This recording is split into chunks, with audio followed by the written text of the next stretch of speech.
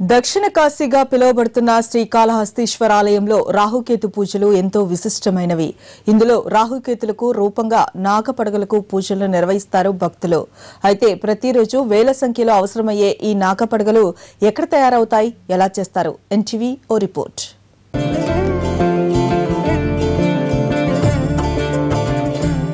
శ్రీకాళహస్తి దేవాలయంలో విశిష్టతను సంతరించుకున్న పూజ రాహుకేతు పూజ. దేశ ప్రధాని నుంచి సామాన్య వ్యక్తి వరకు ఈ పూజలు చేయించుకుంటారు. ప్రతి ఒక్కరి జీవితకాలంలో ఏదో ఒకసారి రాహుకేతు ప్రభావం ఉంటుంది. అలాంటి వారు ఇక్కడ పూజలు నిర్వహిస్తే మంచి జరుగుతుందని నమ్మకం. ఇలాంటి పూజలలో ముఖ్యంగా వెండి పడగలను రాహుకేతు ప్రతిబింబాలుగా పెట్టి పూజిస్తారు భక్తులు.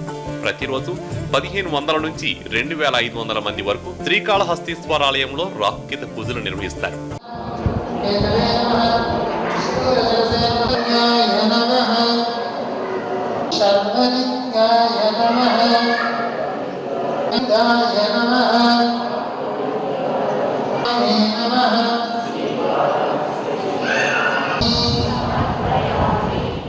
ఈ సందర్భంగా పూజలు చేసేటప్పుడు నాగపడగలు తప్పనిసరి.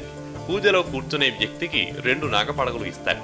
మామూలు రోజుల్లో చిన్న నాగపడగలు 2000, పెద్ద నాగపడగలు 1000 అవసరమవుతుంటాయి. ఇదే రద్దీ ఉన్న రోజుల్లో 5000 వరకు అవసరమవుతుంటాయి. వీటన్నిటినీ దేవస్థానం బోర్డే తయారు చేస్తుంది.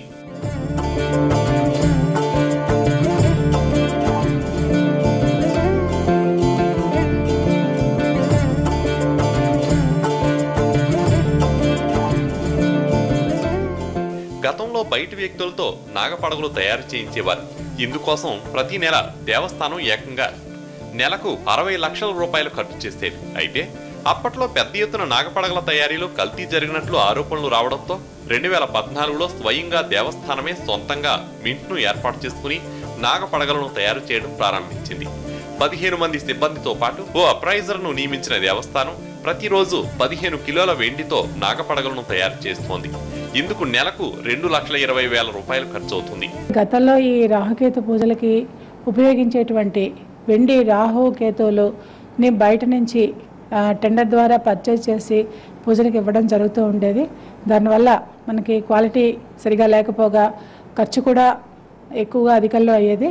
అయితే దాని తదుపరి ఈ దేవస్థానం తీసుకున్నటువంటి చర్యలు ఈ వెండి నాగపడగల్ని సొంతంగానే మనం చేసుకుంటే బాగుంటుంది, క్వాలిటీ ఉంటుంది, భక్తులు కూడా సాటిస్ఫై అవుతారని చెప్పేసి ఇక్కడ దేవాలయాల్లోనే ఈ నాగపడగల్ని తయారు చేయడం జరుగుతున్నది.